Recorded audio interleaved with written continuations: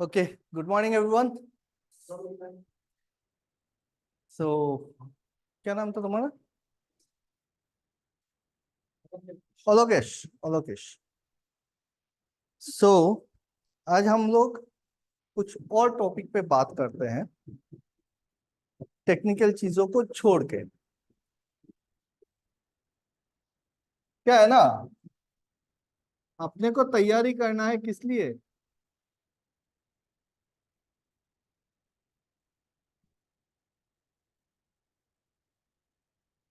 Interview के लिए, है ना। सबसे पहली बात ये आती है कि इंटरव्यू होता क्या है, इंटरव्यू क्यों लेते हैं लोग? बताओ, तुम बताओ, क्यों लिया जाता है इंटरव्यू?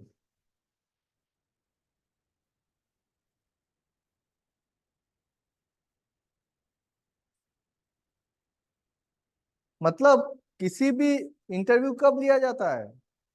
कहीं पे सिलेक्शन के लिए, चाहे वो जॉब हो या फिर और किसी पोजीशन के लिए, जब हम लोग किसी को सिलेक्ट कर रहे हैं तब जाके इंटरव्यू लिया जाता है ना। हो सकता है तुम्हारी शादी का इंटरव्यू हो, वहां पर भी क्या है, सिलेक्शन है। मतलब आपके अलावा और 10 लोग वहां पे मौजूद है आपको compete करने के लिए, है कि नहीं? तो जो 10 लोग हैं, मैं पकड़ा एकदम बियर मिनिमम में पकड़ा हूँ 1:10, आपके साथ compete करने वाला 10 लोग हैं। उन 10 लोगों में से बेस्ट परफॉर्मर जो भी होगा उसको हम सिलेक्ट करेंगे। अब वो जो बेस्ट परफॉर्मर होगा उसका क्राइटेरिया क्या है, ये किस चीज पे डिपेंड करेगा? क्राइटेरिया क्या होगा, इस किस चीज पे डिपेंड करेगा कि हम किस रोल के लिए उसको सिलेक्ट करने वाले हैं। ठीक। अब शादी के लिए जाओगे तो तुम्हारा पहला क्राइटेरिया क्या होगा, बताओ? जॉब्स, मतलब शादी का सिलेक्शन के लिए पहला क्राइटेरिया होगा कि तुम्हारे पास गवर्नमेंट जॉब है कि नहीं। फर्स्ट क्राइटेरिया वो रहेगा तेरा। सेकंड क्राइटेरिया ये रहेगा कि सैलरी कितना मिलता है, किस पोजीशन की। दो बंदे आए, 10 में से 8, छोड़ दो, 2 लड़के आए, दोनों गवर्नमेंट जॉब के हैं, कोई ज्यादा कमा रहा है, कोई छोटे पोजीशन पे है, तो अच्छा वाला। दिखने में कौन है, कैसा है, ये सब बाद में आएगा। तो डिपेंड किस पे कर रहा है भाई? डिपेंड कर रहा है कि किस पोजीशन के लिए हम सिलेक्ट कर रहे हैं। एम आई राइट और रॉन्ग? अब तुम लोग जिस इंटरव्यू के लिए जा रहा है वहां पे क्या चाहिए अपने को, कि काम कर सकता है कि नहीं कर सकता है, वो देखना है लड़के में। उस लड़के में पोटेंशियल है कि नहीं है, वो कितना जल्दी काम सीख जाएगा। सिर्फ काम सीखने से नहीं होगा, वो लॉयल कितना रहेगा कंपनी के प्रति, वो अपने काम के प्रति कितना लॉयल रहेगा, वो कितना ऑनेस्ट लड़का है, कितना डेडिकेटेड लड़का है, वो सारी बातें हम देखेंगे। आप लोगों का प्रॉब्लम यह है कि आप आपको लेके आप पूरा दुनिया को सोचते हो, कि पहले आप अपने आप को सेंटर पे रख दोगे and then you will start defining everything. ये दिक्कत है कि मैं तो ये हूं, मैं ये नहीं जानता हूं, मैं कैसे बोल दूं, इस चीज को तो मैं ऐसा सोचता ही नहीं हूं, मैं कैसे बोल दूं, है कि नहीं? बट आपको किस ढंग से सोचना चाहिए कि सामने वाला जो बैठा है ना, वो क्या सोच रहा है आपके बारे में, वो क्या देखना चाहता है आप में। ये नहीं कि आप क्या हो, ये कि आप क्या कर सकते हो। अभी तक आपकी जिंदगी जिस ढंग से चलती आई है उसमें फोकस करो और देखो कि हम में और क्या क्या चेंजेस चाहिए। वो चेंजेस अपने में लाना पड़ेगा। समझ में आ रहा है बात? कि अगर मैं एक जॉब इंटरव्यू के लिए जा रहा हूं तो जिस पोजीशन के लिए मैं जा रहा हूं उस पोजीशन के हिसाब से मैं एलिजिबल हूं कि नहीं हूं, क्या मैं वो काम कर सकता हूं कि नहीं कर सकता हूं। एक स्विमर की जरूरत है, मैं मुझको स्विमिंग नहीं आती है, तो मैं वहां पे जाके बैठ के कुछ भी बड़ी बड़ी डिंगे मार के तो फायदा नहीं होगा ना, होगा नहीं होगा। एक टीचर की जरूरत है, वहां पे 50 लड़के आ गए, सब मास्टर किया हुआ है, पीएचडी किया हुआ है, हमको एक टीचर लेना है। हम क्या देखेंगे उसमें कि सब तो मास्टर्ड है, सबको पीएचडी है, सब लोग नॉलेजेबल है, फिर क्या देखना है? फिर क्या देखना है? ऐसा अगर होता कि नहीं 50 लड़के आए उसमें से एक ही पीएचडी किया हुआ है, एक ही नॉलेजेबल आदमी है, तब तो मैं टक करके सिलेक्ट कर लेता। लेकिन 50 आए हैं, तुम लोग जितने सारे सिलेक्ट हुए हो सब लोग एलिजिबल हो, सबने मिनिमम कट ऑफ क्लियर किया है, टेक्निकल राउंड हो गया तुम्हारा, रिटर्न में नॉलेज हो गया, अब तुम गए हो इंटरव्यू पे। इंटरव्यू पे अभी जो 50 लड़के आए हैं मेरे पास, वो 50 लड़के सेम है मेरे लिए, उसमें से किसी को 5 नंबर ज्यादा मिला होगा, 5 नंबर कम मिला होगा। अब यहाँ पे होगा खेला, है कि नहीं? तो सेम पॉइंट पे और 10 लड़के होंगे, मैं किसको सिलेक्ट करूं? तुम होते तो किसको सिलेक्ट करते? ये सोचो ना कि अगर ये तुम्हारी कंपनी है, तुम्हारा ऑर्गेनाइजेशन है, you are the selection, you are in the selection committee, तो आप किसको प्रेफर करते? वो बच्चा जो जाके बोल्डली आपको सब कुछ बोल सकता है, जिसके चेहरे पे क्या कहते हैं, टेंशन नहीं है, ब्राइट है, बैठा हुआ है, स्ट्रांग है, डिटरमाइंड है, मैं कर सकता हूं सर, आई एम डेडिकेटेड। आप उस बच्चे को सिलेक्ट करोगे, या जो डर डर के बात कर रहा है, जो सोच सोच के बोल रहा है, खुजा रहा है, जिसका बैठने का सही ढंग से बैठ नहीं पा रहा है, जो सही ढंग से बोल नहीं पा रहा है, उसको सिलेक्ट करोगे? Tell me. डेफिनेटली जो बंदा कॉन्फिडेंट होगा, जो बेटर वे में अपने आप को वहां पे रिप्रेजेंट कर पाएगा, हम उसको सिलेक्ट करेंगे। करेंगे कि नहीं करेंगे शुभेंदु? तो क्या होना चाहिए सबसे पहला तो अपने में? कॉन्फिडेंस होना चाहिए। एग्जैक्टली जो भी बात करो, अगर आपको कुछ नहीं भी आ रहा है वहां पे, तब भी अपना कॉन्फिडेंस लूज मत करो, टेंशन में मत आना है, कॉन्फिडेंस लूज नहीं करना है, बात करना है, हंसना है बैठ के। हंसने का मतलब पागलों की तरह हे हंसे, मेरे को तो कुछ नहीं आ रहा है, ऐसे हंसेंगे क्या? वो टेंशन भी होगा, वो कॉन्फिडेंस भी होगा, और वहां पे बैठ के हम लोग बढ़िया से डिस्कस करेंगे। अगर कुछ नहीं आ रहा है, सॉरी सर आज पता नहीं मुझको क्या हो गया, मैं कुछ भी आंसर नहीं दे पा रहा हूँ, शायद से मैं काफी स्ट्रेस हो गया हूँ इस रूम पे बैठ के आपके सामने, बोल सकते हैं ना उसको भी। थोड़ा पानी पी लूं तो पानी पी लो, रिलैक्स हो जाओ, और क्वेश्चंस को बढ़िया से सुनो, समझो, और फिर रिप्लाई करो। अभी बात यह है कि मैं बोल रहा हूं आपको जेन्युइनली रिप्लाई करना है। जेन्युइन रिप्लाई जब मैं बोलता हूं ना, इसका मतलब यह आपको समझना है कि आपके अंदर से कॉन्फिडेंटली जो चीज आ रही है, आपका जो सोच है वही आपको निकाल के रखना है। अब मैं बताता हूं क्या होता है बच्चों के साथ। किसी के घर में बहुत प्रॉब्लम है, हर एक के घर में प्रॉब्लम है, मिडिल क्लास लोग हैं, नौकरी अगर 20 25 40 हजार का नौकरी के लिए आप जा रहे हो, इसका मतलब आपके घर में प्रॉब्लम है, जेन्युइन प्रॉब्लम है। आपको ये टेंशन है कि ये नौकरी अगर ना मिला तो फिर मेरा क्या होगा।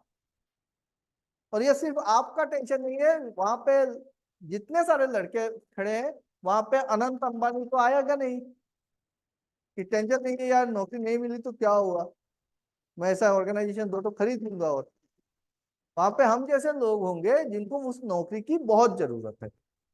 कुछ लोग ऐसे निकलते हैं जो अपना सारा प्रॉब्लम का पोटला लेके वहां पे पहुंच जाता है कि सर ये मेरे को ये नौकरी की बहुत जरूरत है, मेरा घर नहीं चल रहा है, मेरी माँ बीमार है, मेरा बाप काम नहीं कर रहा है, मेरा बाप मर गया है, मुझको नौकरी दे दो। नहीं मिलने वाला। There is no place of beggars in this room. मांगने वालों को कुछ मिलता नहीं है, आपको काबिल बनना है और अपना हक लेना है। समझ में आ रहा है कि आपको यह दिखाना है कि sir I am the best person who deserves this position. और उससे पहले अपने आप को उस काबिल बनाना है, सोच में बनाना है। ऐसा नहीं है कि टेक्निकली आप पूरा का पूरा सारा चीज जान जाओगे, आज ही आप एक्सपर्ट बन गए हो। जिस किसी भी फील्ड की बात कर रहा हूं मैं, चाहे वो जनरेशन में हो, ट्रांसमिशन में, डिस्ट्रीब्यूशन में, झाड़ू मारने में, ऐसा नहीं हो सकता है कि कोई भी इंसान पहले जाएगा और वो एक्सपर्ट बनेगा। लेकिन उसको बियर मिनिमम बेसिक नॉलेज होना चाहिए। कोई आपसे अगर पूछे कि ओम्स लॉ क्या होता है और आप अगर नहीं बोल सकते हो, तो फिर you are not fit for a technical position.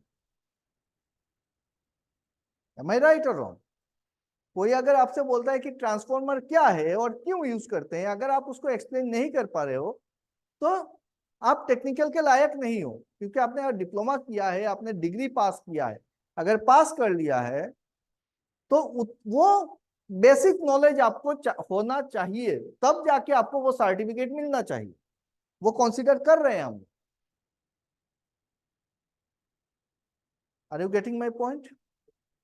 अभी ट्रांसफॉर्मर की बात कर देंगे तो ट्रांसफॉर्मर में क्या क्या चीजें लगती है ना, एक एक चीज का फंक्शनिंग क्या है, हम ऑयल यूज करते हैं तो क्यों यूज करते हैं, उतना तो पता होना चाहिए। ऑयल का स्पेसिफिकेशन पता नहीं भी होगा तो चलेगा। ट्रांसफॉर्मर ऑयल का स्पेसिफिकेशन क्या है वो नहीं पता है, चलेगा। लेकिन ट्रांसफॉर्मर ऑयल इंसुलेशन के लिए यूज किया जाता है, उसमें बीडीबी चेक करते हैं ताकि इंसुलेशन प्रॉपर रहे, उतना तो पता होना चाहिए। समझ में आ रहा है बात? अगर आपसे कोई पूछे कि इंडक्शन मोटर है और डीसी मोटर है, आप कौन सा मोटर प्रेफर करोगे, तो उसका बेसिक आइडिया तो आपके पास हो कि इंडक्शन मोटर में और डीसी मोटर में अंतर क्या क्या है, क्या क्या चीजों पे वो डिफरेंशिएट कर पा रहे हैं हम लोग, कहाँ पे यूज कर सकते हैं। अब एक क्या कहते हैं इसको, वो रिमोट कंट्रोल जो बच्चों का कार आता है, वहां पे थोड़े ही ना इंडक्शन मोटर लगाएंगे, डीसी मोटर लगाएंगे। इंडस्ट्री में आपको बड़ा सा एक इंडस्ट्रियल फैन चलाना है, आईडी फैन चलाना है, पीए फैन चलाना है, वहां पे क्या यूज करेंगे, इंडक्शन मोटर यूज करेंगे। क्यों करेंगे? Why DC motor is not preferred in that range? Why? Tell me. क्या कारण है कि डीसी मोटर बड़ा जो फैन वगैरह इंडस्ट्री में हम लोग प्रेफर नहीं करते हैं? कॉस्ट ज्यादा है, अच्छा, और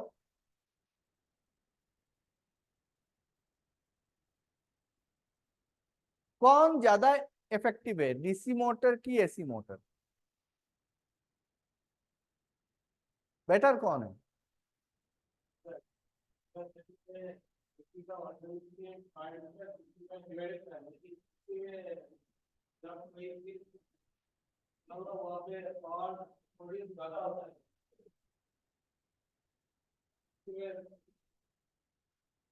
डिपेंड करता है हम क्या काम ले रहे हैं मोटर से। अलग अलग मोटर अलग अलग जगह के लिए सही है। इंडक्शन मोटर से डीसी मोटर ज्यादा बेटर था, लेकिन डीसी मोटर का सबसे बड़ा ड्रॉबैक क्या है, उसमें मेंटेनेंस ज्यादा लगते हैं। डीसी मोटर में maintenance as compare to induction motor ज्यादा है। ऐसा क्यों?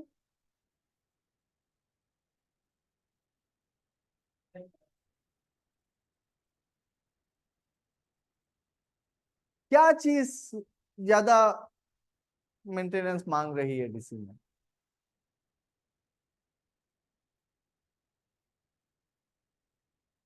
भाई आप डीसी मोटर में कार्बन ब्रश यूज कर रहे हो, कॉम्यूटेटर के साथ ब्रश लगा रहे हो, तो वो ब्रश क्या हो रहा है, 2 दिन में घिस जा रहा है। जितना हैवी मोटर होगा उतना हैवी ब्रश लगेगा, उतना ज्यादा घिसेगा, उतना ज्यादा कॉस्टली होगा, मेंटेनेंस रेगुलर मेंटेनेंस चाहिए उसको, स्पार्किंग होगा, कम्यूटेशन प्रॉब्लम आएगा, होगा ना। इसीलिए नहीं कर पा रहे। अदरवाइज स्पीड कंट्रोल के लिए इंडक्शन मोटर बेटर है कि डीसी मोटर बेटर है? स्पीड कंट्रोल के लिए इंडक्शन बेटर है कि डीसी बेटर है? हाँ, डीसी मोटर बेटर है। इंडक्शन, स्क्विरल केज का इंडक्शन मोटर का स्पीड कंट्रोल कर सकते हैं? नहीं कर सकते हैं। कैसे करेंगे? इंडक्शन मोटर का स्पीड कंट्रोल कैसे करोगे? थ्री फेज इंडक्शन मोटर है, उसका स्पीड कंट्रोल करना है, कैसे करोगे? नॉर्मली नॉर्मल मोटर का स्टार्टर से कर सकते हैं। उसके लिए हम लोग ड्राइव यूज करते हैं, VFD, वेरिएबल फ्रीक्वेंसी ड्राइव। तो फ्रीक्वेंसी कंट्रोल करके हम इंडक्शन मोटर का स्पीड कंट्रोल करते हैं, VFD यूज करते हैं, वेरिएबल फ्रीक्वेंसी ड्राइव यूज करते हैं। ठीक है। अदरवाइज इंडक्शन मोटर अपने जो रेटेड स्पीड है उसमें चलता रहेगा। स्पीड क्या है? हाँ, कैसे प्रॉब्लम हो जाएगा? कैसे प्रॉब्लम हो जाएगा?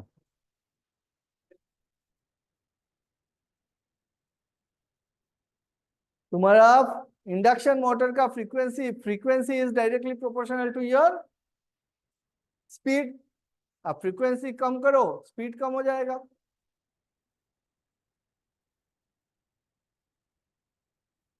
N is equal to speed क्या था? 120।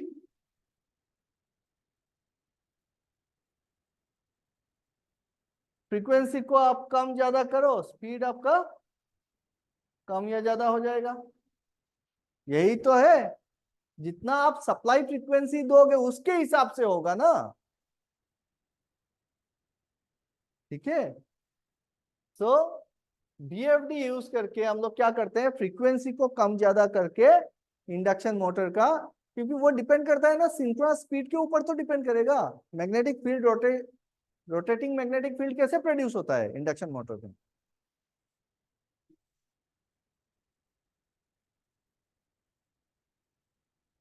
तो क्या किसी भी स्टेटर में थ्री फेज सप्लाई देने से रोटेटिंग मैग्नेटिक फील्ड प्रोड्यूस होगा? क्या होना चाहिए?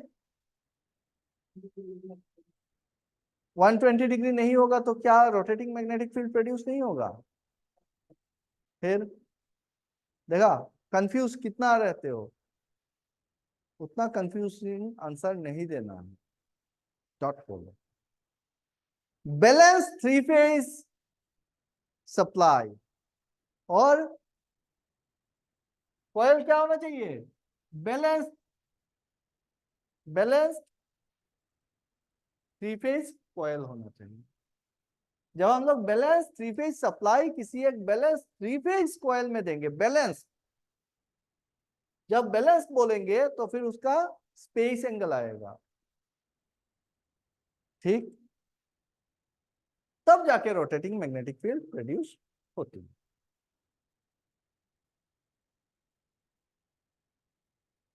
तो कहने का मतलब यह है कि टेक्निकल पे तो मैं अभी जा नहीं रहा हूं, क्योंकि टेक्निकल चीजें इतना छोटा नहीं है कि मैं एक लेक्चर में कवर करूं। ऑलरेडी मैंने बहुत सारे लेक्चर्स दिए हैं, जो भी लेक्चर्स है उसको देखो। धीरे धीरे होता रहेगा, जो जुड़े हुए हैं उनके साथ हम करेंगे। अभी का जो इंटरव्यू है उसके लिए क्या करना है आपको, आप लोगों का जो इंटरव्यू है उसमें टेक्निकल बहुत ज्यादा मतलब प्रेफरेंस नहीं दे रहे हैं, जहां तक मुझको खबर है। बहुत कम वेटेज है टेक्निकल पे। लेकिन अगर आप बेसिक एकदम बेसिक चीजें नहीं बोल पाओगे तो कैसे चल बने? वो बेसिक पूछेंगे, एडवांस लेवल पे तो जाएंगे नहीं। तो बेसिक चीजों को क्लियर रखो। बेसिक बोलने से क्या क्या सब्जेक्ट के ऊपर आपको ध्यान देना है मैं बता देता हूं। जेएम लेवल पे आपको ध्यान देना है इलेक्ट्रिकल मशीन्स। इलेक्ट्रिकल मशीन्स में transformer, induction motor, mainly transformer. Transformer का तो एकदम धो डालो। ठीक है।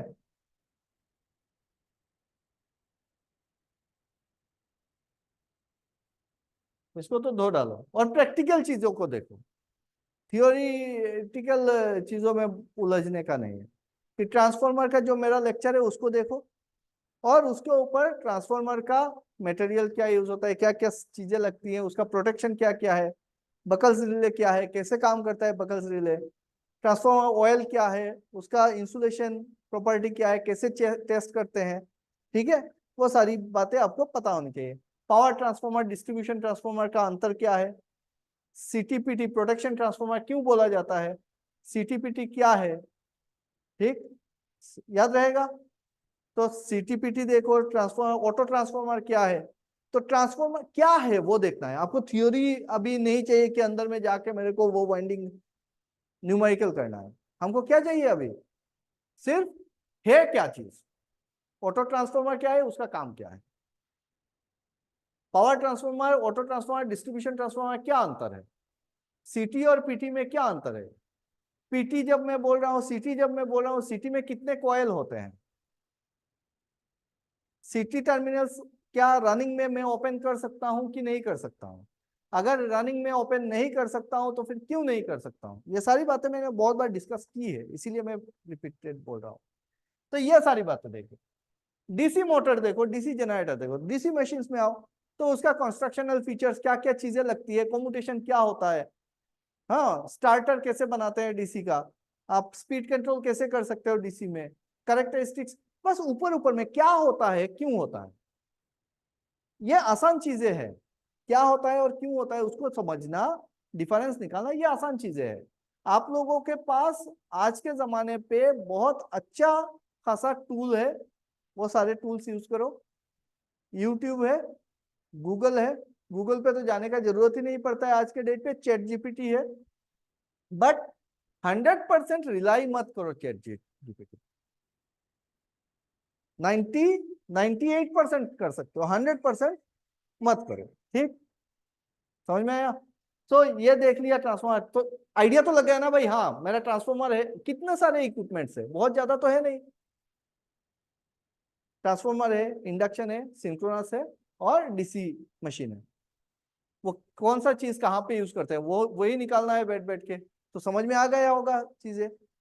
उनमें लॉसेस के बारे में थोड़ा सा जान लो, लॉसेस का मेरा लेक्चर है, डिटेल में लॉसेस कराया हूँ, वो देख लो, हो गया लॉसेस, रोटेशनल लॉस क्या होता है, आपका फिक्स लॉसेस क्या क्या है, वेरिएबल लॉसेस क्या क्या है, उतना पे जाता नहीं है, फिर भी जान के रख लिए, एडी करंट क्या है, हिस्टेरिसिस क्या है, लॉसेस क्या हो रहा है, BH curve, hysteresis curve, hysteresis loss क्यों होता है और हिस्टेरिसिस कार्व से हमको क्या क्या चीजें पता चलती है, hard magnetic material, soft magnetic material, ये सारी बातें आपको पता होनी चाहिए, हो गया। तो मशीन्स का अगर हम ये पार्ट कर लेते हैं, हो गया हमारा।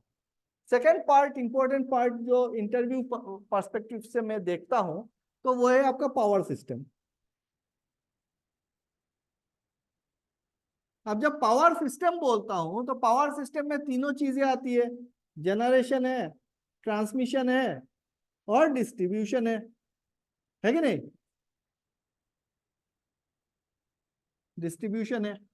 सब पावर पावर सिस्टम को बढ़िया से देखो, इसमें आपको न्यूमेरिकल्स देखने की जरूरत है नहीं, आपको जानना है कि कहाँ कहाँ पे कौन कौन सा टाइप का प्लांट लगा है, इंडिया में लार्जेस्ट जनरेटिंग स्टेशन कौन सा है, हाइड्रो कितना जनरेट कर रहा है, थर्मल कितना जनरेट कर रहा है, थर्मल और हाइड्रो में क्या अंतर है, टरबाइन के ऊपर जाएंगे तो टरबाइन कितने टाइप के टरबाइन हो रहे हैं और कहाँ कहाँ पे किस टाइप का टरबाइन लगा हुआ है, हाइड्रो टरबाइन कहाँ कहाँ पे है, थर्मल में स्टीम टरबाइन क्या है, गैस टरबाइन क्या है, उसके ऊपर एक बेसिक आइडिया, कौन सा थर्मोडायनामिक साइकिल में कौन सा टरबाइन चल रहा है, स्टीम टरबाइन होगा तो रैंकाइन साइकिल, गैस टरबाइन होगा तो कौन सा साइकिल गैस टरबाइन में,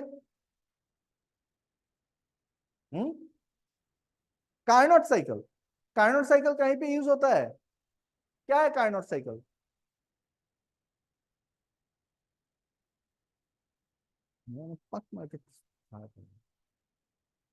कार्नोट साइकिल नहीं पता, कार्नोट साइकिल एक आइडियल साइकिल है, कहीं पे यूज होता है, नहीं कर सकते हो, 100% एफिशिएंसी है कार्नोट साइकिल का, विच इज नॉट पॉसिबल, क्या रैंकाइन साइकिल याद है, ब्रेटन साइकिल नाम सुना है ये सब, तो थर्मोडायनेमिक साइकिल आपके लिए जरूरत नहीं है, इनके लिए है, तो लेकिन आपको ये जानना है गैस टरबाइन किसमें है, ब्रेटन साइकिल। स्टीम टरबाइन किसमें चलता है, रैंकाइन साइकिल। ठीक है, साइकिल को अभी एक्सप्लेन नहीं करूंगा। तो ये सारी बातें पावर जनरेशन के बारे में हमने जाना। डैम बनाते हैं, अभी थर्मल पावर प्लांट्स कहाँ कहाँ पे लगा सकते हैं, कब प्रेफर करेंगे, हाइड्रो पावर प्लांट लगाने का क्या है, बेस लोड पावर प्लांट क्या है, और पिक लोड पावर प्लांट्स क्या है, बेस लोड किसको बोलते हैं, पिक लोड किसको बोलते हैं, ये सारी बातें आप देख सकते हो। और ये सब देखने से ही याद रह जाएगा, ऐसा नहीं है कि आप भूल जाओगे। एम आई राइट और रॉन्ग? तो जब आप ओवरऑल चीजों के ऊपर ओवरऑल आइडिया डेवलप करते हो ना, तो आपका कॉन्फिडेंस बढ़ता है। अगर आप उसके डेप्थ में खुरेद खुरेद के अगर उसके अंदर जाओगे, तो फिर आपका कॉन्फिडेंस हिल जाएगा। क्यों हिल जाएगा? क्योंकि चीजें छोटी नहीं है, ये एक समुंदर है। आप सारी चीजें नहीं जान सकते हो इस उम्र में, गारंटेड है। इसलिए आपको क्या जानना चाहिए, सबसे पहले क्या जानना चाहिए, आपको जानना चाहिए कि होता क्या है, क्यों लगाते हैं, क्या करते हैं उस चीज से, इक्विपमेंट के बारे में समझ लिए, सिस्टम के बारे में समझ लिए, वो जानना है। क्लियर हो गया बात? तो पावर सिस्टम में ट्रांसमिशन देखेंगे, ट्रांसमिशन में जब मैं आता हूं तो फिर ग्रिड आ जाता है, कितना केवी का ग्रिड होता है, किस किस टाइप के ग्रिड होते हैं, इंडिया में क्या क्या ग्रिड यूज कर रहे हैं हम लोग, मेन ग्रिड बोलने से क्या समझ में आएगा। ठीक, ग्रिड सिस्टम को बढ़िया से देख लिए, 132 केवी का ग्रिड को मेन ग्रिड सिस्टम बोला जाता है, क्योंकि लॉन्गेस्ट। हाईएस्ट कितना वोल्टेज लेवल पे होगा grid, extra high voltage line किसे कहते हैं, तो वो सारी बातें हमको देखने हैं। फिर आएंगे हमारा जो मेन पार्ट है, डिस्ट्रीब्यूशन सेक्शन। अब डिस्ट्रीब्यूशन जब आओगे तो सबस्टेशन आ जाएगा। अब सबस्टेशन में, किसी एक सबस्टेशन में क्या क्या चीजें लगती है, आप देखे होगे सबस्टेशन, तो वहां पे जाने से क्या क्या चीजें आपको दिखी, ट्रांसफॉर्मर होगा वहां पे, सीटीपीटी होंगे, हाँ, सर्किट ब्रेकर्स होंगे, आइसोलेटर्स होंगे, है ना, लाइटनिंग अरेस्टर होंगे। तो वो सारी बातें आपको सोच के रखना है, पूछेगा तो ये बता देंगे सर एक स्विच यार्ड में यही होता है। तब स्पीड रहेगा ना, आप तैयार हो। वहां पे मैं आपसे ये नहीं पूछने वाला हूं कि लाइटनिंग अरेस्टर का स्पेसिफिकेशन क्या होना चाहिए। अगर पूछता भी है और आपको नहीं पता है तो चलेगा, लेकिन लाइटनिंग अरेस्टर जैसे ही आपको मिला, तो आप तुरंत उसको सर्च करो कि लाइटनिंग अरेस्टर क्यों यूज करते हैं और कहां पे यूज करते हैं, वो जानना आपके लिए जरूरी है। और उसको रट्टा मार के मत बैठो, समझ लो। M I clear? कि भाई मेरे को जैसे ही एक टर्म मिलता है, नया टर्म है, तो मैं उसको रट्टा मार के क्यों रखूं, मैं उसको समझ लेता हूं। और क्या समझना है कि इसका यूज कहाँ पे करना है, क्यों करना है, वो समझना है। कैसे करना है, लगाना है, वो हमारा ट्रेनिंग का पार्ट है बाद में। इंटरव्यू का बात कर रहा हूं, इंटरव्यू में आपको लगा के तो दिखाना नहीं है।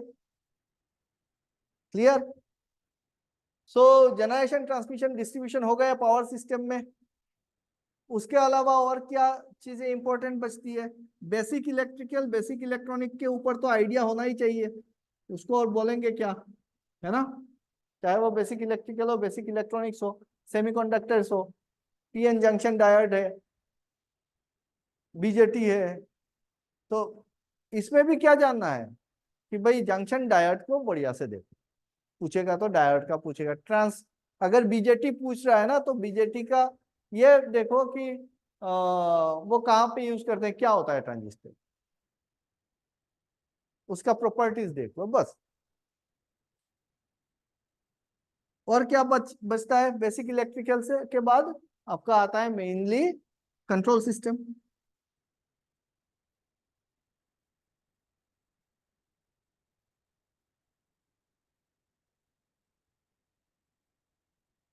कंट्रोल सिस्टम, कंट्रोल सिस्टम में बहुत ज्यादा कुछ जानने की जरूरत नहीं है। कंट्रोल सिस्टम में ओपन लूप क्या है, क्लोज लूप क्या है, ट्रांसफर फंक्शन क्या है, लाप्लास ट्रांसफॉर्म्स क्या है, और आपको देखना है जो क्या कहते हैं इसको, पीआईडी कंट्रोल नहीं है तुम लोगों का, तो अंदर में जाने की जरूरत नहीं है। सिर्फ लूप क्या है, open loop, close loop system, देख लिया, हो गया। बाकी और क्या बचता है? डिजिटल पे तो जाएगा नहीं कोई इंटरव्यू पे।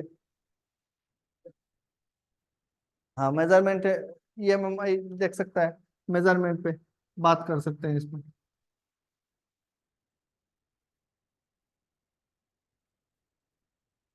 मेजरमेंट पे तुम्हारा ammeter volt meter method, current voltage power measure करने के लिए, हाँ, या फिर वाट मीटर का कनेक्शन, एनर्जी मीटर का कनेक्शन, एनर्जी मीटर में को कनेक्ट करने का जो क्या क्या कॉइल है उसके अंदर, वो सारी बातें। इसको बढ़िया से देख लो एनर्जी मीटर, क्योंकि उसी से डील करना है आपको, और वो लोग एक्सपर्ट है उस पे। और उसके बाद आपको क्या चाहिए, ये हो गए टेक्निकल। उसके बाद आपको चाहिए ओवरऑल आइडिया कि आपका नॉलेज क्या है, आपका परसेप्शन क्या है दुनिया के प्रति, अभी किस डायरेक्शन पे जा रहा है। Renewable energy and non renewable energy समझ में आना चाहिए। हम लोग सोलर की तरफ शिफ्ट हो रहे हैं, धीरे धीरे थर्मल से हम लोग सोलर में या फिर रिन्यूएबल पावर की तरफ जा रहे हैं। उसमें से बेस्ट सोर्स जो होता है वो होता है हमारा सोलर पावर। तो पूरा दुनिया आज के डेट पे किसके पीछे पड़ा है? सोलर के पीछे पड़ा है। आज से 30-40 साल बाद शायद से हमको डीजल पेट्रोल का कोई कार वगैरह नजर नहीं आएगा, सब ईवी है ना। आज के डेट डेट में सब बूस्टिंग किस पे हो रहा है? इलेक्ट्रिकल पे हो रहा है, सोलर पावर पे हो रहा है।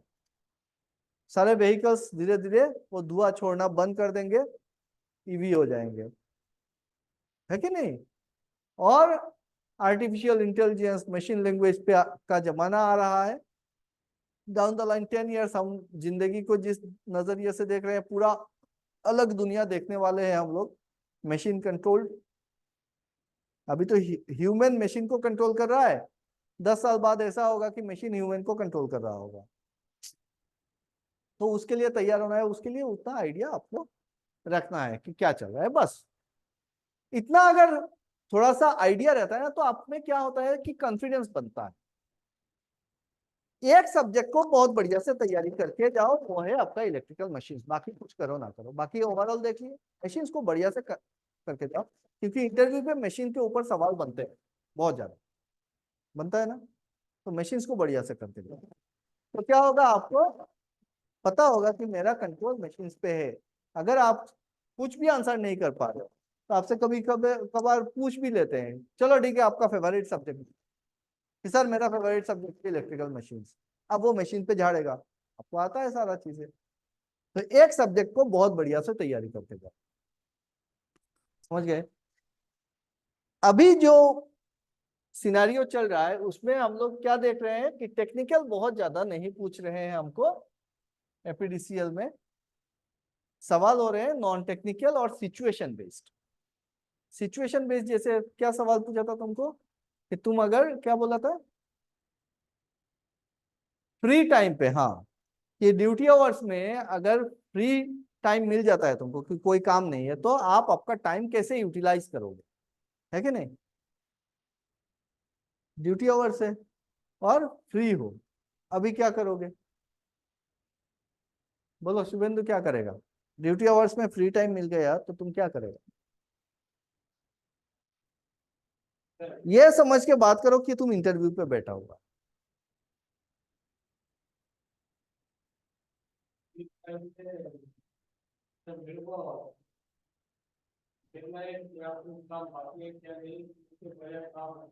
काम तो है नहीं, तुम तो फ्री टाइम बोल रहा हो ना, काम तो खत्म हो गया, फ्री टाइम ही बोल रहा हो। फ्री टाइम में तुम, अभी कोई काम नहीं होता, तुम क्या करेगा, क्या करना प्रेफर करेगा?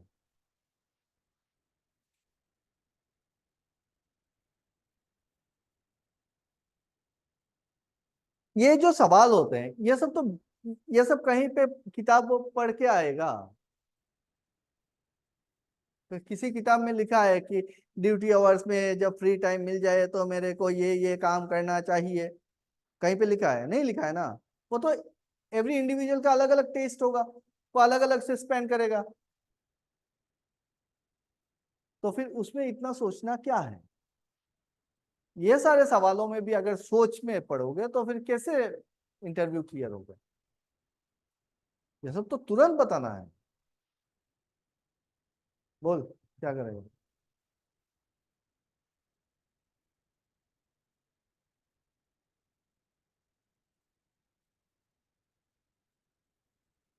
हाँ, इसके लिए क्या आइडिया चाहिए मेरे को बताओ, कि तुम क्या करेगा ड्यूटी आवर्स में अगर फ्री टाइम मिल जाए, उसके लिए क्या आइडिया चाहिए।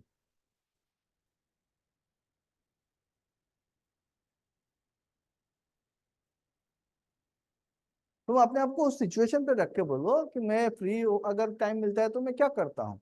यूजुअली तुम क्या करता है। अभी पकड़ लो क्लास फोल्ड हो गया, फ्री टाइम मिल गया, तुम क्या करेगा। जो पढ़ा है वो उसको रिवाइज करेगा, और रिवीजन खत्म हो गया फिर क्या करेगा।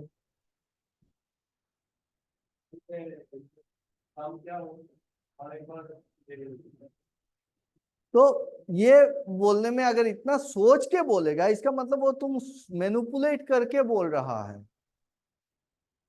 ये सारे सवालों में टाइम नहीं लेना है, वो तुम्हारे स्पॉन्टेनियस आना चाहिए।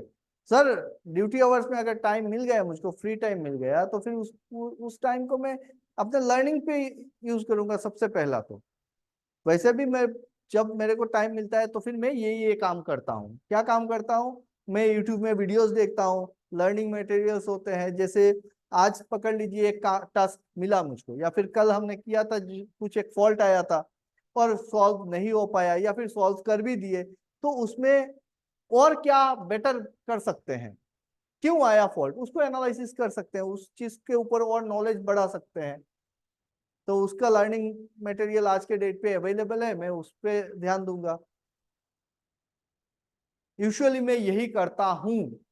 जब तुम बोलेगा यूजुअली मैं यही करता हूँ, मेरे पास जब एक्स्ट्रा टाइम बच जाता है, तो मुझको ये चीजें मेरे को ज्यादा पसंद है, रादर देन कि इंस्टाग्राम चलाना, फेसबुक पे जाके ये चिट चैट करना। ये सब से ज्यादा मुझको क्या अच्छा लगता है, मुझको अच्छा लगता है कि यूट्यूब में बैठ के टेक्निकल वीडियोस देखना, चीजों को जानना, टेक्निकल चीजों को जानना, उसमें मेरा ज्यादा ध्यान रहता है। अब जब बोल रहे हो तो फिर वो करो अपनी जिंदगी में। जब बोल रहा है तो करो, करके देखो क्या मजा आता है। तो ये नहीं कि हमको सिर्फ बोलना है, क्योंकि हमको वो चीज बोलना पड़ेगा इंटरव्यू में, तो आज से हम अपनी जिंदगी को उस तरफ थोड़ा सा मोल्ड कर दे, चेंज कर दे। मेरी जिंदगी का एक सिंपल सा उसूल है कि जो बोलो वो करो, और जो कर सकते हो ना उतना ही बोलो। जिंदगी बड़ा आसान चलती है। मैं जो नहीं कर सकता हूं मैं नहीं कर सकता हूँ यार, बोल के क्या फायदा। और जो भी मैं कर सकता हूँ या फिर मैं करता हूँ, उसको सबके सामने ठोक के बोलने का साहस रखो। ये बड़ा सिंपल सा फंडा होता है एक इंसान को अपने आप को सीधा रखने के लिए। क्लियर। तो जब आपसे पूछा कि आपको फ्री टाइम मिलेगा तो आप क्या करोगे, आपको क्या बोलना था, कि मुझको चेस बहुत अच्छा लगता है तो चेस खेलना पसंद करता हूँ। नहीं, वो ऑफ टाइम पे, घर पे, क्योंकि मेरे पास टाइम है। तो ऐसा नहीं हो सकता है कि जितने सारे काम मैंने आज तक किए वो सारे काम बहुत सक्सेसफुल रहे होंगे, कहीं ना कहीं पे कुछ ना कुछ प्रॉब्लम्स फेस कर रहा हूँ, या फिर मेरे जहन में चल रहा होगा इस चीज को कैसे ठीक कर सकते हैं, क्यों हो रहा है ऐसा, या फिर जो एग्जिस्टिंग सिस्टम है लगा हुआ है उसमें से और बेटरमेंट की तरफ कैसे जा सकते हैं, उसमें और क्या इंप्रूवमेंट कर सकते हैं, उसके ऊपर नॉलेज बढ़ा सकते हैं। कि इंडिया में ये प्रोसेस चल रहा है, ये सिस्टम चल रहा है, तो फिर अमेरिका में क्या सिस्टम चल रहा है, इसी रिलेटेड चीजें हम देख सकते हैं, चीजों को जान सकते हैं, उसको इंप्रूव कर सकते हैं, बेटर कर सकते हैं, सो दैट ये जो बेटरमेंट होगा वो मेरे पर्सनल लाइफ को भी बेटर करेगा, और मैं जिस ऑर्गेनाइजेशन में काम कर रहा हूं उसको भी अच्छा रिजल्ट देगा। तो मैं चाहता हूं कि मेरी जिंदगी का most of the time productive चीजों में ही गुजरे,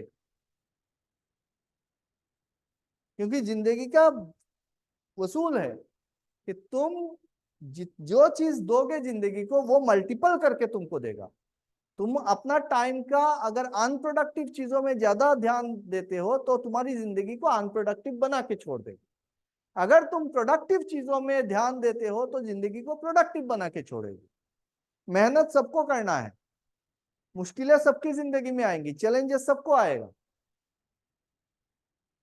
ऐसा नहीं है कि मैं प्रोडक्टिव सोचता हूँ, प्रोडक्टिव करता हूँ और मैं बहुत अच्छा हूँ इसलिए मेरी जिंदगी में प्रॉब्लम्स, परेशानी नहीं आएगी। परेशानी आएगी, उसको डील करने का साहस भी आएगा, तरीका भी निकलेगा। ठीक, तो जितना सारा बात किया, थोड़ा सा अगर समराइज करें तो ये देखना है अपने को किसी भी इंटरव्यू पे जाने से पहले तैयार होके जाना है। ऐसा नहीं कि उठे और चले गए।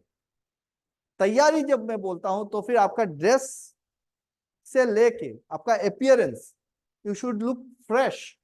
तो अगला नाइट जो होगा वो बहुत अच्छा नींद होना पड़ेगा। टेंशन में नहीं गुजारना है कि यार पूरा, वो एक पिक्चर था ना, तुम लोग क्या नाम है इसका, फुकरे ना कुछ, तो वो सपने देखता था, सपना देख के बताता था ऐसा कुछ। तो जिस दिन उसको सपना देखना था उस दिन उसको नींद ही नहीं आ रही है, तो उसको सुलाने के लिए क्या क्या कर रहा है और उसको नींद आई नहीं। तो वैसा नहीं होना चाहिए कि नींद आना चाहिए, तुम रिलैक्स रहो। नींद कब आएगा? जब मैं अंदर से रिलैक्स्ड हूँ। अंदर से रिलैक्स कैसे हो सकते हैं यार, कल मेरा इतना इंपॉर्टेंट इंटरव्यू है, मुझको बहुत कुछ पता नहीं है, क्या पूछ देगा वहां से, वो सब्जेक्ट तो मैंने टच ही नहीं किया, वहां से अगर पूछ दिया तो, ये नौकरी मुझको नहीं मिला तो, सवाल ही सवाल, कितने सारे क्वेश्चन होंगे दिमाग के अंदर, चारों तरफ क्वेश्चन ही क्वेश्चन, क्वेश्चन ही क्वेश्चन। अगर ये हो गया तो क्या होगा, वो हो गया तो क्या होगा, नौकरी नहीं मिला तो क्या होगा, मेरी जिंदगी का क्या होगा। इतना सारा इंटरव्यू मैंने दिया, रिटर्न तो पास कर लिया, लेकिन इंटरव्यू में क्लियर नहीं कर पाता हूँ, इस बार भी मेरा नहीं होगा। क्या है? सवालों से दिमाग घिरा हुआ है, और जब सवालों से दिमाग घिरा हुआ है, तुम रेस्ट कैसे ले सकता है? रिलैक्स तो होगा ही नहीं। बॉडी सो जाएगी, दिमाग सोएगा नहीं, तो रिलैक्स होके उठोगे नहीं। जब रिलैक्स होके उठोगे नहीं तो फिर इंटरव्यू खराब होगा और तुमको फिर से मिलने वाला नहीं। तो इसको ना स्विच ऑफ करना पड़ेगा आपको, इसको स्विच ऑफ करना पड़ेगा, जानबूझ के स्विच ऑफ करना पड़ेगा। समझ में आ रहा है मेरी बात? कैसे स्विच ऑफ करेंगे? उसको स्विच ऑफ करने का तरीका है, सबसे पहले तो इसको ये बोलना पड़ेगा तुमको कि यार तू जो इतना सोच रहा है उस सोच से क्या होगा तेरा, तू पहले ये मेरे को बता। There are two personality with in you. दो चीज है जो बात करते हैं, तुम अपने आप से बात कर रहा है, और अगर अपने आप से बात करना सही ढंग से सीख गया ना तो तुम्हारा जिंदगी का सबसे बड़ा जो मेंटर है वो तुम्हारे अंदर बैठा हुआ है, वो बाहर में कहीं नहीं है, मेरे पास आने की जरूरत नहीं है। तब मेंटर तुम्हारे अंदर बैठा हुआ है। तुमको अपने आप से बात करना है कि तुमको पॉजिटिवली प्रोडक्टिवली सोचना है, यार ये जो तू अगड़म बगड़म तिगड़म जो सोच रहा है वो सोच से क्या मिलेगा तेरे को, कुछ तो मिलेगा नहीं। तो स्विच ऑफ कर, तुमको सोना है। फिर भी नहीं मान रहा है तो एक टेक्निक सिखा देता हूँ कि आपको ना आंख बंद करना है और सिर्फ पूरा ध्यान अपने सांसों पे लेके आना। थोड़ा लंबा लंबा सांस ले लो, ब्रीथ इन ब्रीथ आउट करो, और उसी पे फोकस करके कंटिन्यूअस, दिमाग में क्या चल रहा है ना उसको आने दो। वो आएगा जाएगा, आएगा जाएगा, आएगा जाएगा, उसको रोकने की कोशिश मत करो क्योंकि वो तुम्हारे कंट्रोल में है ही नहीं। उसमें जो सारे थॉट्स आएंगे ना, पॉजिटिव नेगेटिव, अच्छा बुरा गंदा, सबको एक्सेप्ट करो, सबको आने दो। बोला तू आ, तू जैसे आया है वैसे ही निकल जाएगा, तेरे को मैं कंट्रोल करना ही नहीं है। बहुत लोग आप लोगों को सिखाते होंगे कि अपने माइंड को कंट्रोल में रखा करो, माइंड को कंट्रोल में लाना चाहिए, आप ऐसा नहीं कर सकते हो, आप सिविलाइज्ड इंसान हो। मैं बोलता हूँ ऐसा कुछ नहीं है, आप माइंड को कंट्रोल नहीं कर सकते, उसको छोड़ दो। आप कंट्रोल एक चीज को करो, वो है आपके ब्रीथ को करो। इस ब्रीथ को रेगुलराइज, नॉर्मलाइज रखो, आपका एनर्जी भी सही रहेगा, आपका थॉट भी सही रहेगा, सब कुछ सही रहेगा, और आप एक अच्छा परफॉर्मर बन के आओगे। ये सोचो कि इस मोमेंट पे मेरे को क्या करना है, अगले मोमेंट पे क्या होगा वो मेरे हाथ में नहीं है, पास्ट में किया हुआ वो मेरे हाथ में था नहीं, तो इस मोमेंट पे मैं क्या कर सकता हूँ। अभी सोना है, चल यार सो जाते हैं, जो होगा देखा जाएगा, बिंदास, मेरे साथ सुप्रीम पावर है। आदमी को कोई एक जगह चाहिए जिसपे वो भरोसा कर सके, हर एक इंसान को। अगर तुमको ये पता चल जाए कि एक बच्चा देखा है ना, बच्चा, बच्चे को जब तुम ऊपर उठाता है तो वो हंस हंस के नीचे आता है ना? क्यों होता है ऐसा? क्योंकि उसको ये यकीन है कि तुम उसको संभाल लेगा। जिस बच्चे को ये यकीन नहीं है कि तुम उसको संभाल लेगा, वो रोएगा। तो कॉन्फिडेंस किसके ऊपर है? तुम्हारे ऊपर है बच्चे को। तो हर एक इंसान को ना एक ऐसा कोई चीज चाहिए जिसके ऊपर उसका कॉन्फिडेंस बना रहे। उसी के चलते हम लोग जो इतना सारा तामझाम लगा के रखे हैं ना दुनिया में, मूर्ति बना के रखे हैं, ताबीज बना के रखे हैं, मंत्र बना के रखे हैं, वो सारा क्या है? वो उस जगह पे वो उसका विश्वास है। उसमें कुछ है क्या? उसमें नहीं, उसका विश्वास है उसमें। मैं ये करके जाऊंगा तो अच्छा होगा, वो विश्वास है उसका, वो कॉन्फिडेंस देता है उसको। तो वो सारी चीजें जो बाहर में है ना, विश्वास, उसको अपने अंदर में लेके आओ, कि बोलो कि सारा चीजें है मेरे साथ अच्छा ही होने वाला। और ये जो बात है कि अच्छा ही होने वाला है, इसका मतलब ये नहीं कि सिर्फ अच्छा होने से, जो तुम सोच रहे हो वो होने से ही तुम्हारे साथ अच्छा हो रहा है। जो भी हो रहा है ना मेरे साथ, वही अच्छा हो रहा है। ये होता है पॉजिटिव थॉट। बोलो, कुछ सवाल है तो बोलो।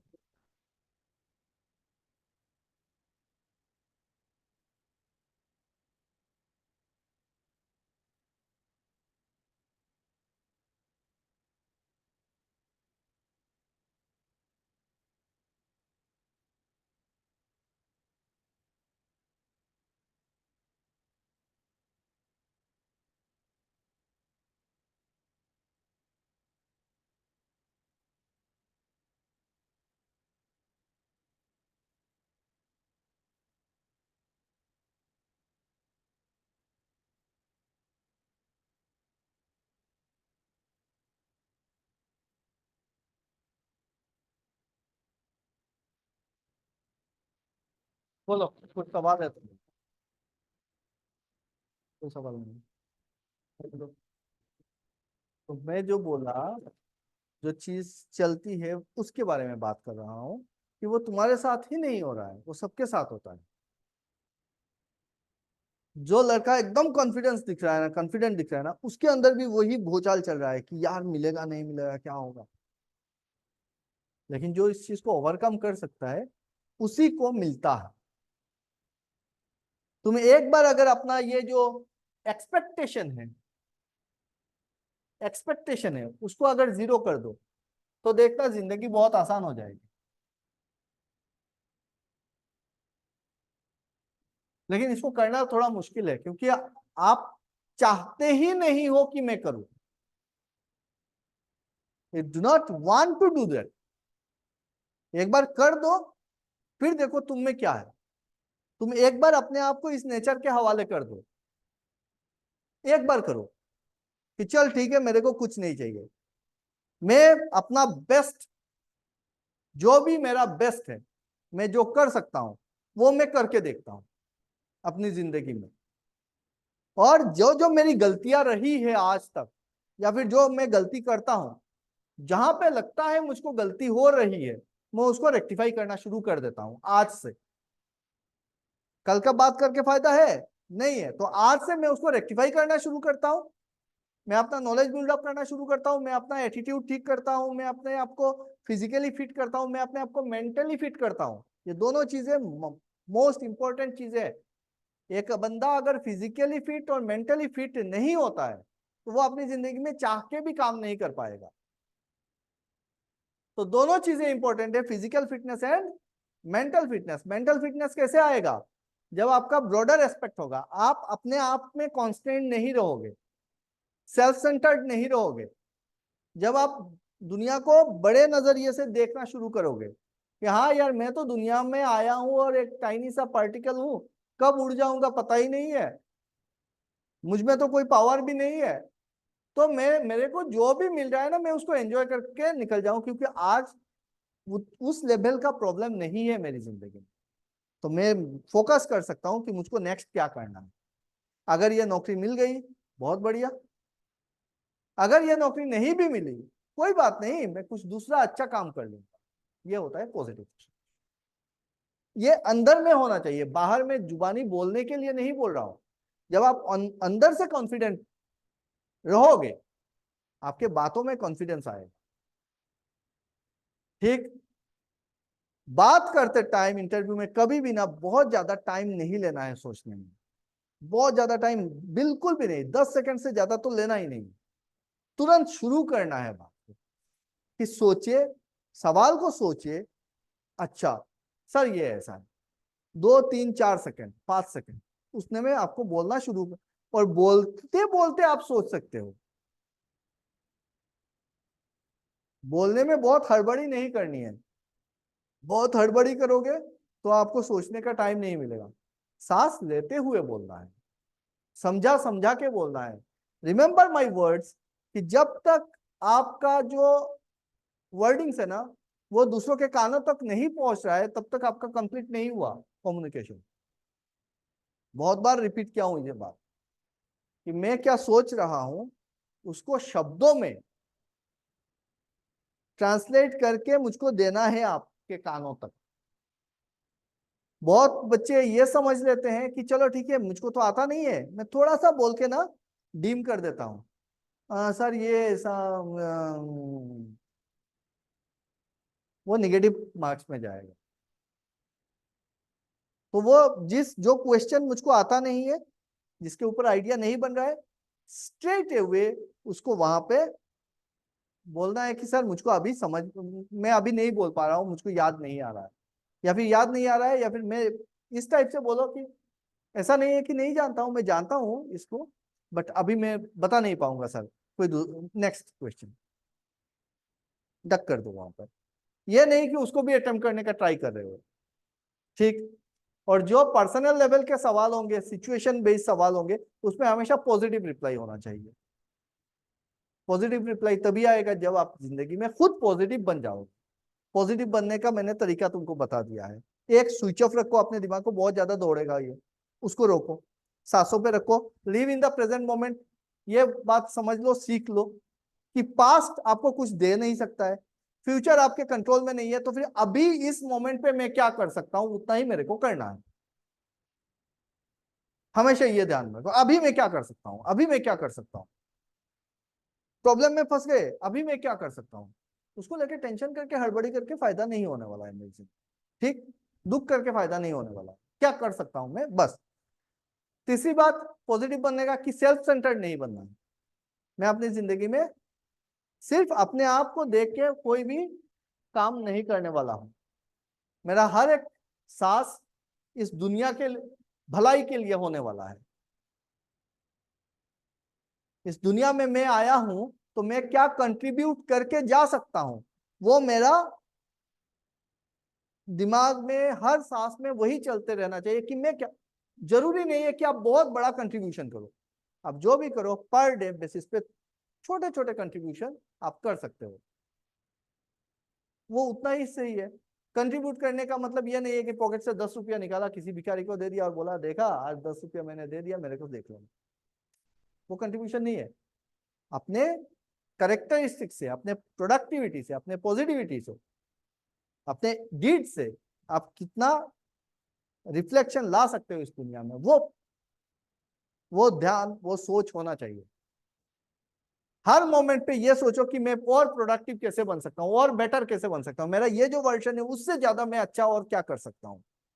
ऐसा कोई नहीं हो सकता है जो बेस्ट हो इस दुनिया में। हर कोई मतलब हर किसी का बेटरमेंट का ऑप्शन बचा हुआ है। तुम कितना भी ऊपर चढ़ जाओ, उससे ऊपर चढ़ने का जगह बचता है, इनफाइनाइट है ना। जितना जान जाओ उससे भी ऊपर कोई है, उससे भी ऊपर कोई है। इंसानों के बस का बात नहीं है कि वो सुप्रीम पावर बन जाए। हम लोग मतलब क्या कहते हैं इसको, नेग्लिजिबल एलिमेंट है, नेग्लिजिबल एलिमेंट है इस एंटायर यूनिवर्स में। तो उस सोच से के साथ जब हम चलते हैं तो जहां पे मेरी कमियां हैं मैं उसको भी बहुत मजबूती से लोगों के सामने रख सकता हूं कि हाँ यार ये जगह पे मुझको अभी भी काम करना बाकी है, मेरे को ये सारी बातें नहीं आती है, मुझको ये सब सीखना अभी बाकी है, मैं सीखूंगा, उस डायरेक्शन पे मैं चल रहा हूँ। जब तुम ये दिखाना चाहते हो कि मेरे से ज्यादा जानकार और कोई नहीं है, मैं सब जानता हूं, तो प्रेशर बनता है आपके दिमाग पे। जब आप ये एक्सेप्ट करते हो मैं तो कुछ भी नहीं जानता हूँ, थोड़ा सा जानता हूँ और मुझको इतना सारा चीजें सीखना है, तो आपका प्रेशर तो बनता ही नहीं है, आप तो एक्सेप्ट कर रहे हो कि मैं तो नहीं जानता हूँ। तो जो बंदा बोलता है कि मैं 0 पे हूं, उसको 10 तक जाने का रास्ता है। लेकिन जो बंदा बोलता है कि मैं तो 10 पे 10 हूं, तो उसको 10 पे टिके रहने के लिए बड़ा मेहनत करनी पड़ेगी, बाकी लोगों को दबाना पड़ेगा। Am I right or not?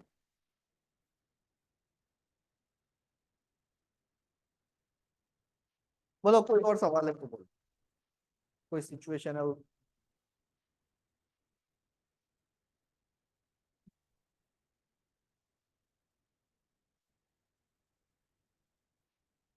पर जोर से बोलो।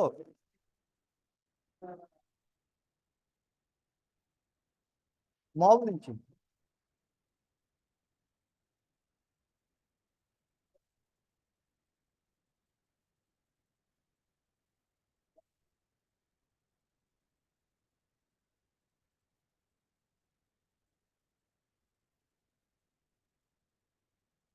देखो आप लोगों का कंफ्यूजन सारा निकल जाएगा मेरा फॉर्मूला अगर फॉलो करोगे तो। फॉर्मूला ये है कि आप जो भी आपका नाम है, आप पहले उस नाम को डिलीट मारो, शिफ्ट डिलीट करो, आप कुछ हो नहीं। आप जहां पे बैठते हो ना, उस पोजीशन को रिप्रेजेंट करते हो, समझना मेरी बात को।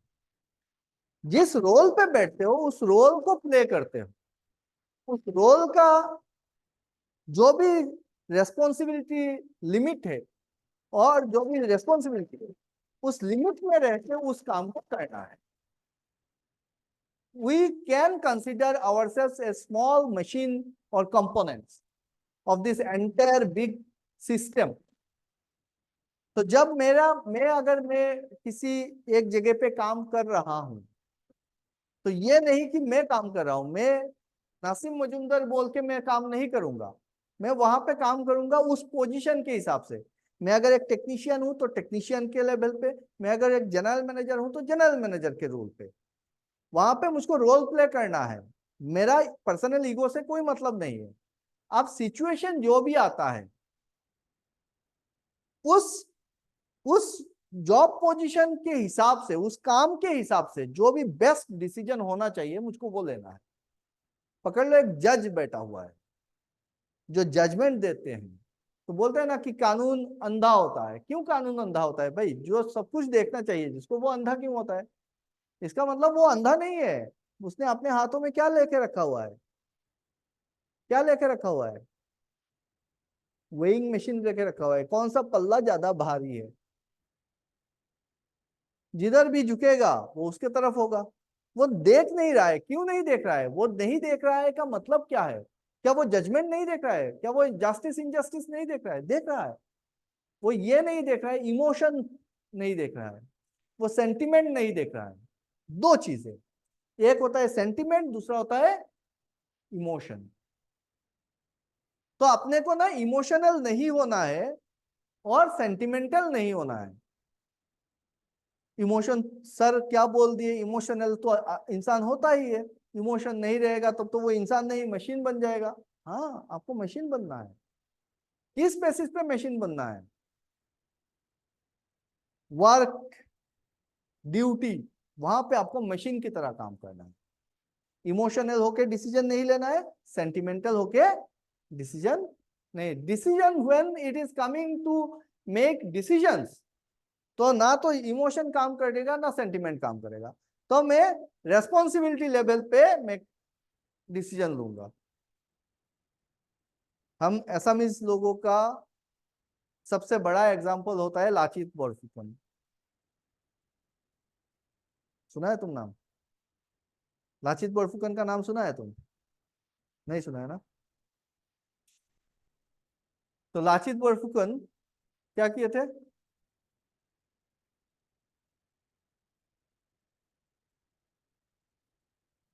कौन सा युद्ध था?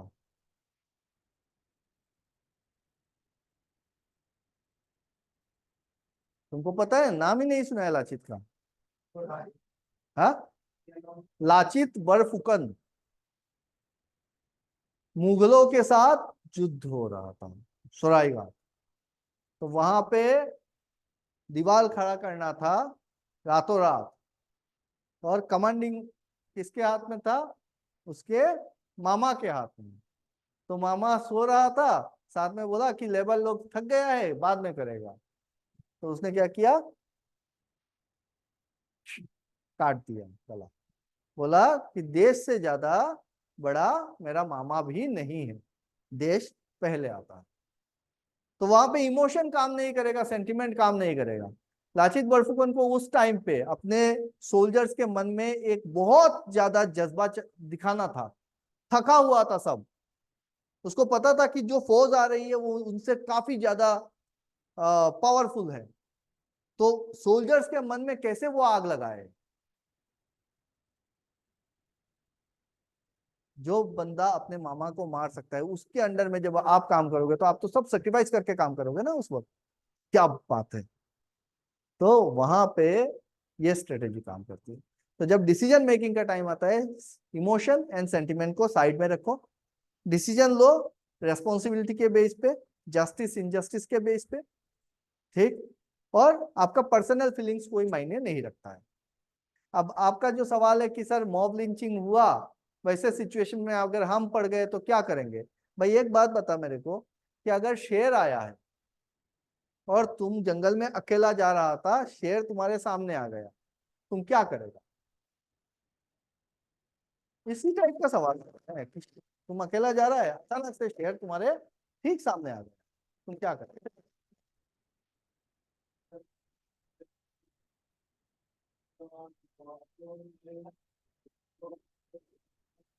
हम्म? मैं तो वही बोल रहा हूँ कि क्या करेगा। अभी अगर यहाँ पे बैठ के नहीं सोच पाया है तो जब शेर आएगा तो क्या सोचेगा? क्या करेगा? क्या वो बताओ ना, एक्शन बताओ ना। तुम लोगों का बात ऐसा रहता है कि तुम भी अटैक करेगा शेर को? तुम शेर को अटैक करेगा? क्या करेगा? बाहुबली थोड़े ना है। तो क्या करेगा बताओ? अलोकेश बताओ। कि शेर तुमको अटैक किया, अटैक नहीं किया, तुम्हारे सामने आ गया अचानक से, तुम क्या करेगा? जल्दी बोलो यार, तुमको कल इंटरव्यू पे जाना है, इंटरव्यू का क्वेश्चन है, मैंने पूछा तुमको इतना टाइम क्यों? मैंने बोला ना, ये जो इतना टाइम लेते हो ना, ये जो लैग होता है दिमाग में प्रोसेस करने में, वो गलत है। आपको जो दिमाग में आ रहा है बोलना है, तुरंत बोलना है, उतना सोचने का नहीं है। आप क्या करोगे बोल दो।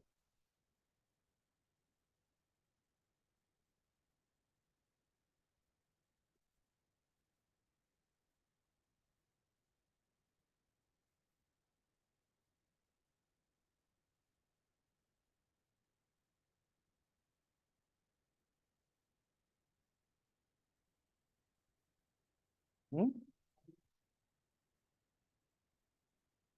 उतना सोच के नहीं बोलना है। तुम अगर भागना चाहता है कि सर मैं शेर को देखा और मैं दौड़ूंगा, तो वो भी ठीक है, बोल दो। उतना टाइम लेके मैनिपुलेट करके क्यों बोलेगा? कि सर अगर शेर सामने आ गया तो पहली बात जो करना है शेर को करना है, मेरे को कुछ करना नहीं है। शेर अगर सामने आ जाएगा तो पहली बात, शेर को देखने के बाद सोचने का समझने का तो मेरा ताकत चला जाएगा वहां पे। तो जो भी करेगा वही करेगा। मैं एक चीज कर सकता हूँ, जबरदस्ती अपने आप को वहां पे स्टैंड स्टिल करके खड़ा हो सकता हूँ, कि हो सकता है वो अटैक ना करे। अगर वो अटैकिंग मोड पे देख रहा है मेरे को, तो मैं और एक अटेम्प्ट थोड़ा सा ले सकता हूँ कि मैं पेड़ पे चढ़ जाऊं। उसका भी फायदा नहीं है क्योंकि उसके स्पीड के सामने मेरा स्पीड कुछ नहीं है। तो मैं आंख बंद करके वहीं पे बैठा रहूंगा, जो करेगा शेयर ही करेगा, और क्या कर सकते। बोल दो, खुला बोलो ना। ये बोलने का प्रैक्टिस चाहिए, ट्रांसपेरेंटली बोलने का प्रैक्टिस चाहिए। वहां पे ये जो सिचुएशन है, क्या वो देखेगा अच्छा नहीं सर मैं शेर को पकड़ के ना उठा के फेंक दूंगा, तो ये इंटरव्यू का आंसर होना चाहिए क्या? वाह क्या ताकत है इस लड़के में, क्या जज्बा है उसमें, बोलेगा कोई नहीं। तुम्हें बोला है कि सर जो भी करना है शेर को करना है, मेरे को क्या करना है। मैं वहां पे आंख बंद करके खड़ा हो जाऊंगा, और कुछ नहीं है। ज्यादा से पैंट वगैरह गीला हो जाएगा और क्या होगा, तो वो हकीकत है ना, एक्सेप्ट करो उस चीज को। और अगर सही और ज्यादा जाए कि सही में अगर पकड़ लो यहाँ पे शेर आ गया है और तुमको अटैक करना चाह रहा है, तो तुम क्या करेगा? अपने हाथ में जो भी आसपास जो भी लकड़ी मिलेगा, पत्थर मिलेगा, तुम उसको फेंकेगा, तुम उसको मारने की कोशिश करेगा, वही काम करेगा। तो जो करेगा वो बोलो। एक सवाल और करता हूं कि पकड़ लो, अभी सऊदी अरबिया में क्या हो गया, अचानक से पूरा फ्लड हो गया, तेरे को नहीं पता है? हाँ, दुबई में क्या हो गया? पूरा फ्लड हो गया ना, रेगिस्तान में फ्लड हो गया। जो लोग पानी के लिए तरसता है वहां पे फ्लड है, फ्लड में लोग मर रहा है अभी। इधर से बारिश कम हो रहा है, उधर में चला जा रहा है। क्लाइमेट चेंज हो रहा है। तो क्लाइमेट चेंज के ऊपर बहुत सारे सवाल हो सकते हैं, इसको देखो कैसे हुआ वो बारिश, आर्टिफिशियल रेन कैसे कराते हैं। एक इंपॉर्टेंट इवेंट है, बहुत ही इंपॉर्टेंट इवेंट है दुनिया के लिए, क्लाइमेट चेंज के ऊपर, ग्लोबल पोल्यूशन के ऊपर सारा चीज आएगा, ग्लोबल वार्मिंग के ऊपर बहुत सारी बातें देखो। पकड़ लो उस फ्लड में अचानक से फ्लड आ गया, वहां पे एक बच्चा डूब रहा है, छोटा सा बच्चा है, 8-10 महीने का, तैरना भी नहीं जाना है कुछ नहीं, वो डूब रहा है। उधर तुम्हारी माँ डूब रही है, और एक तरफ तुम्हारी बीवी डूब रही है, या फिर गर्लफ्रेंड डूब रही है। तुम किसको बचाएगा? तुम्हारी माँ बूढ़ी है, चल फिर नहीं सकती है, वो डूब रही है, वो चिल्ला रही है बेटा बचाओ बेटा बचाओ। एक छोटा बच्चा है, उसको वो थोड़ा दूर में डूब रहा है। पहले तुम्हारी माँ डूब रही है, बीवी है, और एक बच्चा डूब रहा है। सबसे पीछे बच्चा है, छोटा सा बच्चा है, एकदम पीछे है। उसके उससे के बाद तुम्हारी बीवी है, और उससे सामने तुम्हारी माँ है, बूढ़ी है, जो मरने वाली है, 75 साल हो गया है। हाँ, उसका जिंदगी खत्म, चल फिर नहीं सकती है, और वो चिल्ला रही है बेटा बचाओ बेटा बचाओ। तुम किसको बचाएगा?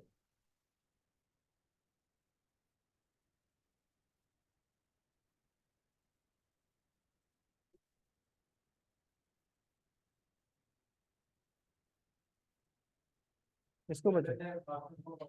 बच्चा को बचाएगा तुम। तो तुम अपने हाथों के पास अपनी माँ को डूबता हुआ छोड़ के तैर के जाएगा बच्चे को बचाने? जाएगा क्या? जाएगा क्या ऐसा? होगा इस दुनिया में कोई भी इंसान होगा ऐसा, वो चाहे किसी और की माँ हो, कोई भी किसी की भी माँ हो, तुम्हारी नहीं है। एक बूढ़ी इंसान यहीं पे डूब रही है तुम्हारे हाथ के बगल में, और बच्चा वहां पे डूब रहा है। तुम क्या क्या करेगा? सबसे पहले तो हाथों के पास जो है उसको करेगा। हाँ, अगर तुम्हारा बच्चा वहां पे डूब रहा है, तो हो सकता है कि बाकी बड़े लोगों को छोड़ के तुम पहले उधर चले जाओ बच्चे की तरफ, है कि नहीं? लेकिन नॉर्मल इंसान क्या करेगा कि आग लगी है, इमरजेंसी सिचुएशन, जो भी हाथों के सामने आता है उस काम को करके निकल जाता है। वहां पे वो बैठ के कैलकुलेशन नहीं करेगा, यार ये तो बूढ़ी है, इसको तो मरना चाहिए, 78 साल हो गया है इसका, कैलकुलेशन करके इसका और कितना जिंदगी है, उस बच्चे का जिंदगी बहुत बचा है, मैं उसको बचाता हूँ। करेगा कोई कैलकुलेशन? बुड़बक है ना? तो जो है हकीकत वो, कि सर वैसे सिचुएशन में पहला तो दिमाग काम करना बंद कर देता है, बट इमरजेंसी सिचुएशन में क्या करते हैं, जो नॉर्मल हैबिट है कि बचाने की कोशिश करेंगे, और जो भी सामने मिलेगा उसको पहले बचाएंगे, फिर दूसरे पे अटेम्प्ट करेंगे। अब मैं ये थोड़ी ना देखूंगा वो मेरी माँ है कि किसकी माँ है। Am I clear? तो अपने आप को ना जेन्युइन रखो, आप आर्टिफिशियल नहीं हो। आर्टिफिशियल हम बना रहे हैं दुनिया को, आर्टिफिशियल इंटेलिजेंस देके। हम लोग नेचुरल है, जो फीलिंग्स है वो नेचुरल है, जो तुम्हारा फीलिंग्स है, मेरा है, इसका है, सबका है, फीलिंग्स एक ही है। हर एक इंसान का फीलिंग्स होता है, हम उसमें आर्टिफिशियली कुछ डेवलप करने की कोशिश करते हैं। मैं कहता हूं मत करो ऐसा, जेन्युइन रहो, ट्रांसपेरेंट रहो, अपने आप को सरेंडर करके रखो। सरेंडर का मतलब ये नहीं है कि अपना एफर्ट सरेंडर कर दो। सरेंडर का मतलब ये है कि आप क्या सरेंडर कर दो, एक्सपेक्टेशन को सरेंडर कर दो कि मेरे साथ जो होगा वो अच्छा होगा और जो हो रहा है मैं उसको एक्सेप्ट करता हूं। Life is not about all about your expectation, life is all about acceptation. जो मिला, जैसा मिला, बेस्ट मिला, उसका बेस्ट यूटिलाइजेशन मैं क्या कर सकता हूं। जो मिला उसमें मैं खामियां ढूंढता रहूंगा, वो भी मेरे हाथ से निकल जाएगा। मुझको और बेस्ट नहीं मिलने वाला है, लिख के रखना। बाकी अपनी जिंदगी में ऐसा आएगा बहुत बार कि मैं तो हमेशा अच्छा करता रहा हूं, मैं हमेशा अच्छा सोचता रहा हूं, मैं लोगों का ही सोचता रहा हूं, अपने बारे में कभी भी नहीं सोचा, फिर भी मेरे साथ ऐसा क्यों हुआ। तो अभी क्या कर रहा है तुम, अभी कर क्या रहा है, वही तो कर रहा है गलती। करना ही नहीं है, कभी नहीं करना है। पॉजिटिव एटीट्यूड का मतलब यही है, जो भी मिला, जितना भी मिला, बेस्ट मिला, और जो मिला उसका मैं बेस्ट यूटिलाइजेशन करूंगा अपनी जिंदगी में, पॉजिटिव प्रोडक्टिव बन के रहूंगा, बन के दिखाऊं। उससे ज्यादा मेरे को कुछ मतलब नहीं है। Am I clear? तो आज के लिए यहाँ पे खत्म करते हैं। बहुत सारा कंफ्यूजन हो सकता है, दूर हुआ है कि किस तरीके से। देखो, सवाल क्या आएगा मेरे को नहीं पता है, कौन करेगा मेरे को नहीं पता है। मुझको क्या पता है कि हम उसको रेस्पॉन्स कैसे कर सकते हैं। रेस्पॉन्स टाइम को इंक्रीज करना है, तुमको मैं बोल रहा हूँ स्पेशल। सोच के बात नहीं करना है। रेस्पॉन्स टाइम को इंक्रीज करो, वो प्रैक्टिस की बात होती है। जितना बात करेगा उतना ज्यादा रेस्पॉन्स टाइम इंक्रीज होगा। जल्दी से बोलने की कोशिश करो, जेन्युइन बोलने की कोशिश करो, और अपना वॉइस लेवल ना हमेशा मॉडरेट हाई रखो। बॉडी लैंग्वेज एंड वॉइस, आंखों में आंखें डाल के बात करना कॉन्फिडेंस के साथ, और फ्रेश रखना अपने दिमाग को। चल यार देखा जाए, इग्नोरेंट नहीं होना है, अलर्ट होना। ओके एवरीवन, चलो, all the best, bye bye. कोई सवाल होता है तो फिर बताना मेरे को, ठीक है? Bye bye.